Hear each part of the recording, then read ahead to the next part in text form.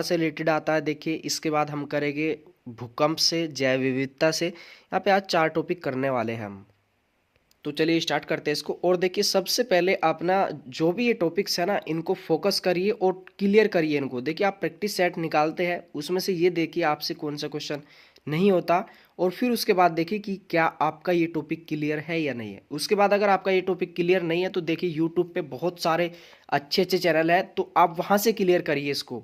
तो अपना टॉपिक पे फोकस करना है, बाकी आपकी जो है तैयारी अच्छी चलती रहेगी इसमें, और रेगुलर जो है आपके लिए वीडियो आता रहेगा। देखिए यहाँ पे हम करेंगे पठार के बारे में कि पठार, सबसे पहले आप ये समझ लीजिए पठार होता क्या। देखिए धरातल का ऐसा विशिष्ट स्थल रूप जो अपने आसपास के स्थल से ऊंचा हो और जिसका ऊपरी भाग चौड़ा व सपाट हो। देखिए क्या कहलाता है, पठार कहलाता है ऐसा विशिष्ट स्थल रूप जो अपने आसपास के स्थल से ऊंचा हो और ऊपरी भाग चौड़ा व सपाट होगा, जो है इसका पठार का। इसके बाद देखिए पठार जो है पृथ्वी के 41% भाग पे जो है पठार है, और पठारों की जो ऊंचाई है समुद्र तल से, देखिए समुद्र तल से कितनी होती है, तो ये होती है 300 से लेके 1000 मीटर तक। देखिए इसके बाद यहाँ पे आगे क्वेश्चन देखिए, इसमें पठारों में खनिज तेल नहीं पाया जाता। देखिए तो आप याद रखिए कि पठारों में खनिज तेल नहीं पाया जाता।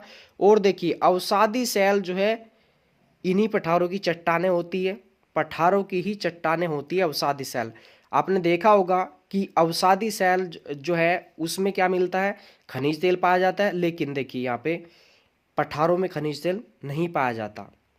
इसके बाद देखिए यहाँ से क्वेश्चन आएगा, 2017 में भी आया था ये, और पॉपुलर क्वेश्चन है आपके लिए। देखिए दुनिया का सबसे ऊंचा पठार कौन सा है, तो ये है पामीर का पठार, या इसको तिब्बत का पठार कहते हैं, या इसको संसार की छत भी कहते हैं। देखिए पामीर का पठार, तिब्बत का पठार, या संसार की छत, ये कहाँ पे है, ये मध्य एशिया में है। देखिए तो यहाँ से क्वेश्चन आएगा।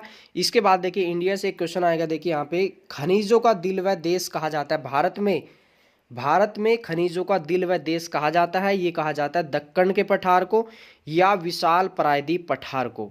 इसकी जो आकृति है ये है त्रिभुज आकार की। कैसी है, त्रिभुज आकार की है। तो याद रखिए इसे। देखिए सबसे ऊंचा पठार पामीर का पठार, या तिब्बत का पठार, संसार की छत। भारत में खनिजों का दिल व देश किसको कहा जाता है, तो ये दक्कन के पठार को या प्रायद्वीप के पठार को। ये कहाँ पे है, ये दक्षिण भारत में है, दक्षिण भारत में। और 2-2 3-3 मिनट में आपकी ये टॉपिक जो है सभी क्लियर हो जाएगा। इसके बाद देखेंगे हम वायुमंडलीय दाब या प्रेशर। देखिए धरती के क्षेत्रफल पर वायुमंडल की सभी परतों द्वारा पड़ने वाले दबाव को जो है वायुमंडलीय दाब कहते हैं। देखिए इसमें, और जो बाकी परतें हैं वायुमंडलीय दाब आपकी, ये क्षोभ मंडल, ये परतें होती है, क्षोभ मंडल, समताप मंडल, आयन मंडल, बहिर्मंडल, इनका टॉपिक्स हम अगले वीडियो में करेंगे। तो इसमें देखिए यहाँ पे बस इतना समझिए, वायुमंडल दाब या प्रेशर। देखिए मापक यंत्र, देखिए दाब किससे मापा जाता है, तो ये मापा जाता है, देखिए दाब जो है किससे मापा जाता है, ये मापा जाता है बैरोमीटर से। किससे, बैरोमीटर से। दाब में बै आ रहा है ना, देखिए आप आराम से कर दोगे। इसके बाद इकाई या सूत्र पूछे तो देखिए ये है बार या पास्कल।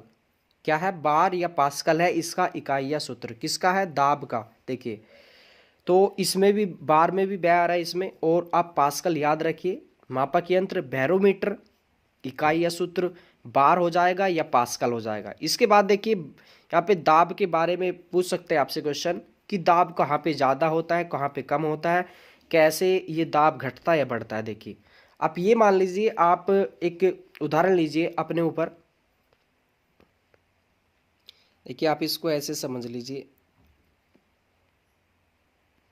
देखिए इसका मान लीजिए, इसका जो भार होगा, ये वेट होगा, वो किधर, देखिए किधर की ओर प्रेशर लगाएगा, तो ये दबाव लगेगा इसका, तो ये लगेगा नीचे की ओर। देखिए कहाँ पे लगेगा, मान लीजिए आप खड़े हो, इसमें आप खड़े हो, तो आपका जो प्रेशर होता है, पैरों का वेट होता है, वो किधर लगता है, वो आपका वेट नीचे लगता है। देखिए जिस प्रकार से झूले में भी ऐसा ही होता है।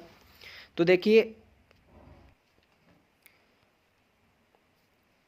तो इसमें जो है दबाव जो है नीचे की ओर ज़्यादा होगा। देखिए नीचे की ओर ज़्यादा होगा, नीचे की ओर ज़्यादा होगा, यानी कि आप इसको जो है समुद्र तल भी यहाँ पे जो है आ जाएगा आपके लिए ऑप्शन में। और इसके बाद देखिए ऊपर जाने पर जो है दाब या प्रेशर जो है कम हो जाता है। देखिए या आप जैसे जैसे आप ऊपर बढ़ोगे, देखिए एक कंडीशन आ जाती है उसमें, कि जैसे जैसे ऊपर जाएंगे तो दाब जो है कम होता जाएगा। देखिए पर्वतों पे आप मान लीजिए, पर्वतों पे दाब क्या होता है, कम होता है, समुद्र तल पे क्या होता है, ज़्यादा होता है। देखिए जैसे जैसे जो है आप ऊपर जाओगे तो दाब जो है आपको कम होता इसमें दिखाई देगा। देखिए वायुमंडलीय दाब से क्या क्वेश्चन आएगा, देखिए यही आएगा कि किसको कहते हैं, किससे इसका जो है किसको मापते हैं, बैरोमीटर से। इकाई या सूत्र क्या है इसका, बार या पास्कल है। देखिए कहाँ पे ज़्यादा है देखिए वायुमंडलीय दाब, और कहाँ पे जो है कम होता है। देखिए समुद्र तल पे सबसे ज़्यादा होता है, और जैसे जैसे आप जो है ऊपर बढ़ते जाओगे तो देखिए दबाव जो है कम होता जाएगा, प्रेशर देखिए, या पर्वतों पे सबसे कम होता है। इसके बाद देखिए एक इंपॉर्टेंट टॉपिक है और यहाँ से क्वेश्चन आपके एग्जाम में आएगा। देखिए आपका जो फर्स्ट पेपर है और जो आर्ट्स ग्रुप के लिए है उसके सेकंड पेपर में भी ये क्वेश्चन आएगा यहाँ से, ज्योग्राफी से। अब जैव विविधता क्या है, देखिए आप इस वर्ड को समझिए, जैव विविधता। इसमें जीव जंतु, वन, वनस्पति, पेड़ पौधे, देखिए एक निश्चित क्षेत्र, मान लीजिए कोई एरिया है, देखिए कोई भी एरिया, तो उसमें क्या होगा, जीव जंतु, वन, वनस्पति, पेड़ पौधे जो है उसमें उनकी अधिकता को क्या कहते हैं, जैव विविधता कहते हैं। देखिए अब इसको समझना है। इसके बाद देखिए अब यहाँ पे इसको देखिए, जिस क्षेत्र में अधिक वन, जीव जंतु ज़्यादा मात्रा में पाए जाते हैं वह क्षेत्र जैव विविधता क्षेत्र कहलाता है। और देखिए भारतीय संसद ने जैव विविधता अधिनियम कब पारित किया था, ये किया था 11 दिसंबर 2002 को। देखिए क्वेश्चन आता है कि सबसे पहले जैव विविधता अधिनियम जो है किस देश ने जो है बनाया, या किस देश ने ये नियम पारित किया, तो ये भारत ने किया है। तो आपको मालूम होगा कि जैव विविधता क्षेत्र क्या है। देखिए ऐसा क्षेत्र जिसमें वन, वनस्पति, जीव जंतु की मात्रा अधिक होगी, देखिए वो क्षेत्र जो है जैव विविधता क्षेत्र कहलाता है। अब देखिए इसमें अब आगे क्वेश्चन क्या क्या इसमें बन पाएगा, देखिए यहाँ पे इसमें देखिए यूएनओ द्वारा जो है जैव विविधता दिवस जो है मनाया जाता है 22 दिसंबर को।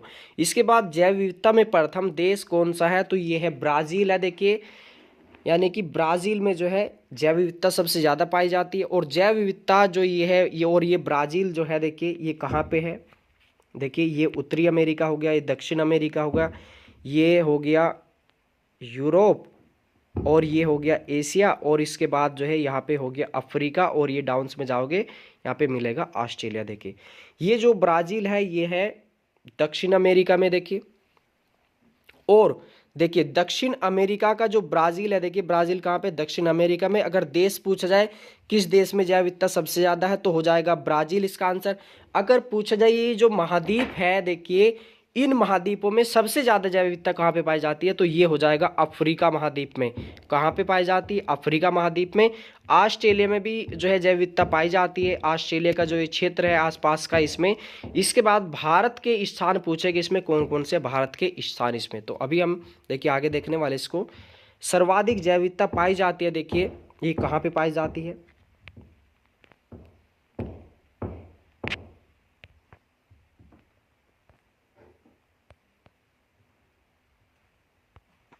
तो देखिए केरल की शांत घाटी में और उष्णकटिबंधीय वर्षा वनों में। कहाँ पे, देखिए उष्णकटिबंधीय वर्षा वनों में। और उष्णकटिबंधीय वर्षा वनों को जैव विविधता का भंडार कहते हैं। देखिए तो ये केरल की जो शांत घाटी है या मूक वैली है, पूछा जाता है कि इस केरल शांत घाटी किस स्टेट में है, तो ये है केरल में। देखिए ये जो है जैव विविधता यहाँ पे सबसे ज़्यादा पाई जाती है केरल की शांत घाटी में, उष्णकटिबंधीय वर्षा वनों में। और इसको जो है जैव विविधता का भंडार कहते हैं। इसी के बाद देखिए भारत में जैव विविधता है, विश्व में जो है हॉट स्पॉट क्षेत्र या जैव विविधता देखिए कहाँ कहाँ पे। देखिए इसके बाद यहाँ पे पूर्वी हिमालय, पश्चिमी घाट, देखिए पश्चिमी घाट, भारत म्यांमार सीमा, अंडमान निकोबार द्वीप समूह, सागरीय बेसिन, और दक्षिण पश्चिम ऑस्ट्रेलिया। देखिए ये क्षेत्र है सभी जैव विविधता क्षेत्र है या हॉट स्पॉट। यहाँ पे केरल की शांत घाटी, उष्णकटिबंधीय वर्षा वन, जैव विविधता का जो इसको भंडार कहते हैं, पूर्वी हिमालय, पश्चिमी घाट, भारत म्यांमार सीमा, अंडमान निकोबार द्वीप समूह जो क्षेत्र है इसमें, इंडो म्यांमार। इसके बाद देखिए सागरीय बेसिन, दक्षिण पश्चिम ऑस्ट्रेलिया। देखिए यहाँ से क्वेश्चन आना ही इसी एरिया में से आपका क्वेश्चन आएगा जैव विविधता से। देखिए इसके बाद रेड डाटा बुक आपने सुनी होगी, लाल पन्नों वाली जो ये पुस्तक है, इसमें क्या होता है, देखिए रेड का जो अर्थ होता है देखिए वो होता है खतरा। देखिए इसमें विलुप्त संकटग्रस्त जीव जंतु, देखिए जो जीव जंतु संकटग्रस्त है या विलुप्त होने वाले हैं उनका जो डाटा रखा जाता है वो रेड डाटा बुक में रखा जाता है। जो 50 वर्ष पहले समाप्त हो गए हैं उनकी जानकारी इसमें जो है मिलती है रेड डाटा बुक में। और देखिए रेड डाटा बुक जो है इसमें देखिए सॉरी इसमें गलत लिखा गया यहाँ पे 1961 है ये। और जो है किसके द्वारा जारी की जाती है रेड डाटा बुक में जो है इसमें इनकी जानकारी, रेड डाटा बुक ये IUCN द्वारा जारी की जाती है। इसके बाद मुख्यालय जो है इसका कहाँ पे है IUCN का, तो ये है स्विट्जरलैंड मार्गस में स्थान, आप याद रखिए। इसके बाद जैव विविधता का ह्रास, देखिए कैसे हो सकता है, ये क्या कारण है या क्या इसमें जो है हो रहा है, क्यों हो रहा है। देखिए जीवों के प्राकृतिक आवास का विनाश, देखिए अब जैव विविधता क्या था, देखिए जीव जंतु पेड़ पौधे वन वनस्पति, देखिए अब यहाँ पे जीवों के प्राकृतिक आवास का विनाश। देखिए आपने देखा होगा जो जंगल है, देखिए जंगल है या अभ्यारण्य है आप उनको नष्ट कर दीजिए। देखिए जंगलों को आप नष्ट करोगे उसमें जो पेड़ पौधे होंगे वो भी समाप्त हो जाएंगे, जो उन पे रहने वाले जीव जंतु होंगे वे भी समाप्त हो जाएंगे। और जो वनस्पति होगी वो भी देखिए वर्षा नहीं होगी तो वनस्पति भी वो भी क्या हो जाएगी, नष्ट हो जाएगी। तो कुल मिला के देखिए आप क्वेश्चन को कर देंगे कि जैव विविधता के जो जैव विविधता है उसका ह्रास का कारण क्या है, किस प्रकार से जो इसको नष्ट किया जा रहा है। इसके बाद जैव विविधता दशक घोषित किया गया है, देखिए ये 2011 से 2020 तक, आप इसको याद रखिए इंपॉर्टेंट क्वेश्चन है। देखिए 2011 से 2020 तक का ये जो है। और इसके बाद देखिए एक पॉपुलर क्वेश्चन और बहुत ही इंपॉर्टेंट है, देखिए गिद्ध जो है, गिद्ध क्यों समाप्त हो गए, उनका ह्रास कैसे हुआ, कैसे समाप्त हुआ। तो इसमें पूछा जाता है कि क्यों हो गया। देखिए उसमें एक इंजेक्शन है, देखिए ये डिक्लोफिनेक सोडियम, देखिए याद रखिए ये दवा कौन सी है, डिक्लोफिनेक सोडियम। अब इसमें जो है पैराग्रीन प्राइवेट संस्था थी पाकिस्तान में, इसका रिसर्च किया गया था। और डिक्लोफिनेक सोडियम पशु को बुखार में दिया जाता था, अगर पशु इलाज के दौरान मर जाता है तो गिद्ध उसे खा लेते हैं तो वह 30 दिन के भीतर मर जाते। इसी प्रकार से इन्होंने जो रिसर्च किया था, ये पैराग्रीन प्राइवेट संस्था थी, तो उन्होंने बताया था कि कारण ये है कि जो पशु होते हैं बीमार होते हैं उनको जो है ये डिक्लोफिनेक सोडियम जो है उनको दिया जाता था बुखार में।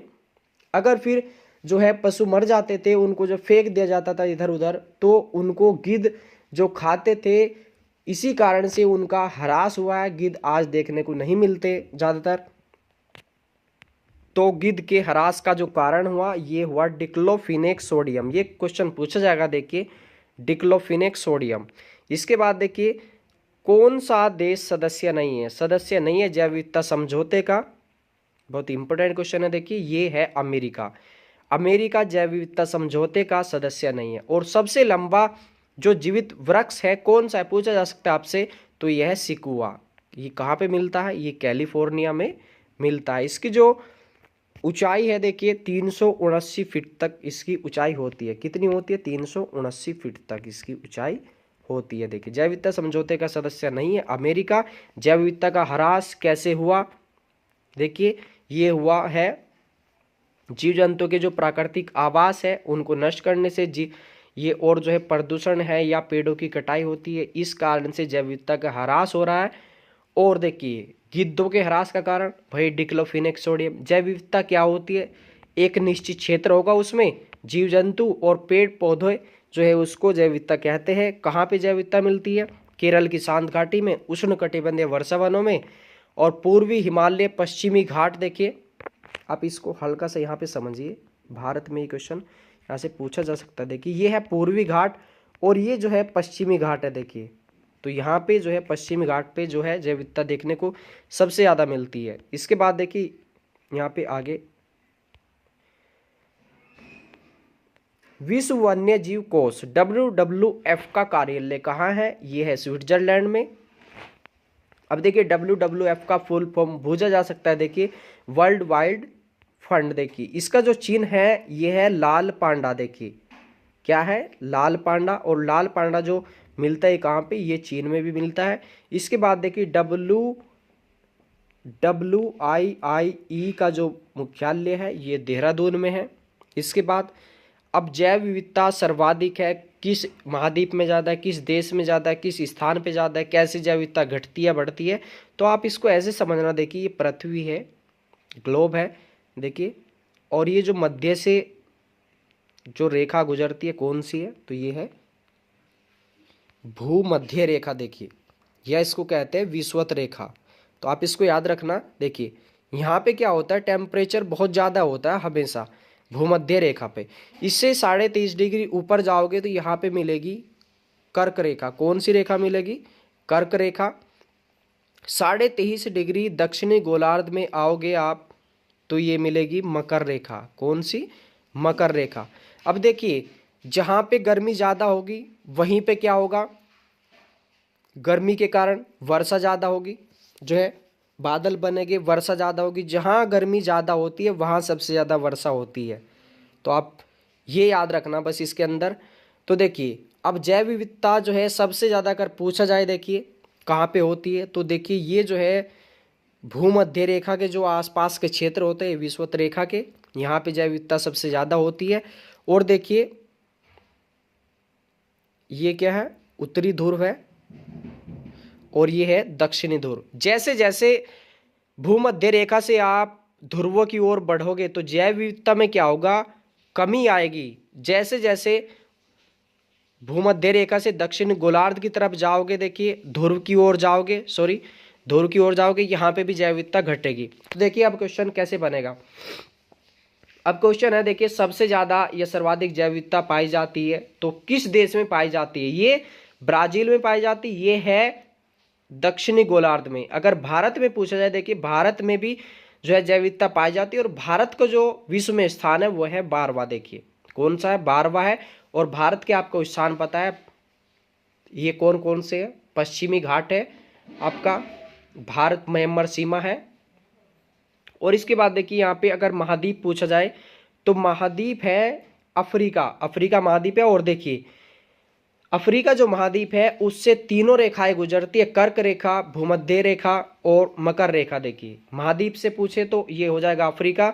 अब यहाँ पे क्वेश्चन आपका बनेगा कि अधिक कहाँ पे है, देखिए जैव विविधता, तो भूमध्य रेखा के निकटवर्ती प्रदेश में। देखिए भूमध्य रेखा के जो पास का क्षेत्र होगा वहाँ पे जैव विविधता होगी सबसे ज़्यादा। देखिए भूमध्य रेखा की ओर जो है जाने पर ये बढ़ती है। देखिए आपसे क्वेश्चन कहे कि देखिए यहाँ पे ये कर्क रेखा होगी, देखिए ये कर्क है, ये मकर है। और जैसे जैसे ध्रुवों से भूमध्य रेखा की ओर जाओगे तो जैव विविधता आपको बढ़ती दिखाई देगी। और देखिए भूमध्य रेखा से जैसे ध्रुवों की ओर बढ़ोगे तो जैव विविधता घटेगी। देखिए वही है यहाँ पे, भूमध्य रेखा की ओर आने पर जो है ये जाने पर बढ़ती है। और न्यूनतम देखिए कहाँ पे होती है जैव विविधता, ये होती है ध्रुवों पे। देखिए उत्तरी ध्रुव कह सकते हो आप, ये दक्षिणी ध्रुव। देखिए ध्रुव हमेशा क्या होते हैं, ठंडे होते हैं ध्रुव हमेशा। और जहाँ पे ठंड होगी ना तो वहाँ पे जैव विविधता जो है सबसे कम होगी। जहाँ पे सबसे ज़्यादा गर्मी होगी वहीं पे क्या होगा, वहीं पे जैव विविधता अधिक होगी।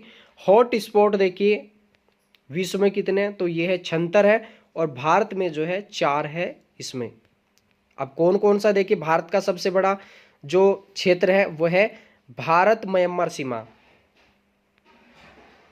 कौन सा है, भारत, और जो है यहाँ पे म्यांमार है, म्यांमार। तो ये सीमा जो है यहाँ पे क्या है, हॉटस्पॉट है, या जैव विविधता सबसे ज्यादा। इसके बाद देखिए सबसे छोटा और सबसे धनी जैव विविधता की दृष्टि से कौन सा है, तो ये है पश्चिमी घाट। देखिए और इसके बाद यहाँ पे जो अवधारणा दी थी हॉटस्पॉट की वो दी थी नॉर्मन मारियस। और यहाँ से भी क्वेश्चन आएगा। देखिए चार्ल्स डार्विन की जो पुस्तक थी कौन सी थी, ये थी the origin of the species या प्रजातियों की उत्पत्ति। सरला बहन, देखिए सरला बहन, आप याद रखिए इसको, सरला बहन। इनकी जो पुस्तक का नाम था ये था संरक्षण या विनाश। कौन सा था, संरक्षण या विनाश। इसके बाद आगे यहाँ पे करेंगे हम भूकंप से रिलेटेड। भूकंप में आपको कुछ नहीं करना, ये देखना कि भूकंप होता क्या है। भूकंप का मापन देखिए किससे किया जाता है, भूकंप में जो तरंगे होती है वो कितने प्रकार की होती है, बस यहाँ से क्वेश्चन आएगा। और जो भूकंप प्रभावित क्षेत्र है ये सबसे ज़्यादा भारत में कहाँ पे आता है, ये आपको याद रखना है। भूकंप क्या है, देखिए एक हलचल है धरती के अंदर, जो है पृथ्वी, ये जो धरती है उसके अंदर कंपन या हलचल को जो है भूकंप कहते हैं, सीधा सीधा आप ये नोट करिए इसको। इसके बाद देखिए यहाँ पे उद्भव स्थान, देखिए केंद्र, देखिए उद्भव स्थान क्या कहलाता है, इसका केंद्र कहलाता है। और भूकंप की जो घटना है यहीं से जो है प्रारंभ होती है। भूकंप का मापक यंत्र क्या है, रिएक्टर पैमाना, या दूसरा जो है मार्केली स्केल है। दो ये है आपका, रिएक्टर पैमाना और मार्केली स्केल। ज़्यादातर एग्जाम में देखने को मिलता है रिएक्टर पैमाना। अगर ये नहीं मिला तो आपको ये मिलेगा, मार्केली स्केल से भी भूकंप मापते हैं। और मार्केली स्केल पे जो है मार्किंग जो होती है वो 1 से लेके 12 तक होती है। आपने देखा होगा कि किसी स्थान पे भाई 7.9 तीव्रता का भूकंप आ गया, तो देखिए जैसे जैसे ये मार्किंग बढ़ेगी भूकंप की जो ये जो है एक प्रकार से तीव्रता जैसे जैसे बढ़ेगी वो उतना ही खतरनाक होता जाएगा या विनाशक होता जाएगा। देखिए इसके बाद यहाँ पे आगे अध्ययन इसका क्या कहलाता है, अध्ययन कहलाता है भूकंप का, ये कहलाता है सिस्मोलॉजी। सिस्मोलॉजी कहलाता है। अधिकेंद्र क्या, देखिए वह स्थान बिंदु जो किसी भूकंप उद्गम के ऊपर जो है ऊर्ध्वाधर है, इसको कहते हैं अधिकेंद्र। और भूकंप लहरें, यहाँ पे देखिए भूकंप लहरें यहाँ सबसे पहले पहुंचती है। भूकंप में कितने प्रकार की तरंग होती है, तो इसमें 3 प्रकार की तरंग होती है, प्राथमिक, द्वितीयक और तीसरी जो तरंग होती है उसको कहते हैं एल तरंग। एल या धरातल तरंग, एल से या लॉन्ग या लंबी तरंग।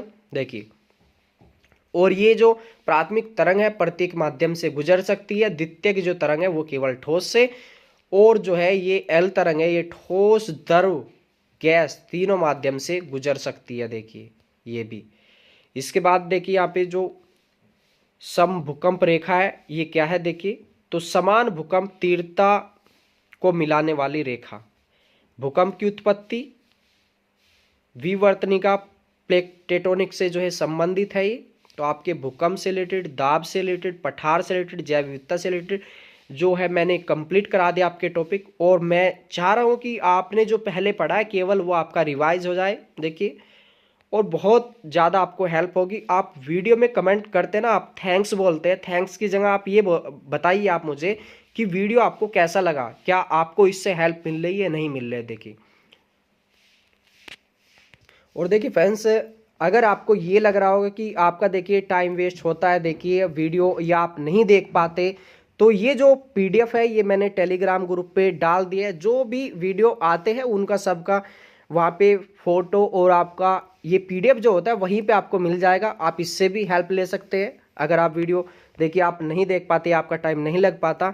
लेकिन मैं आपको ये कहता हूँ कि आप 20 मिनट तो दीजिए, 20 मिनट दीजिए मात्र मुझे, और 20 मिनट में ही आपके 3 से 4 टॉपिक मैं आपको एक वीडियो में क्लियर करूँगा। अगर आप इस पीडीएफ को पढ़ोगे तो देखिए 20 मिनट में इतना नहीं समझ पाओगे जितना देखिए आप वीडियो देखोगे, वीडियो देखते ही देखते आपको पूरा कंप्लीट याद हो जाएगा।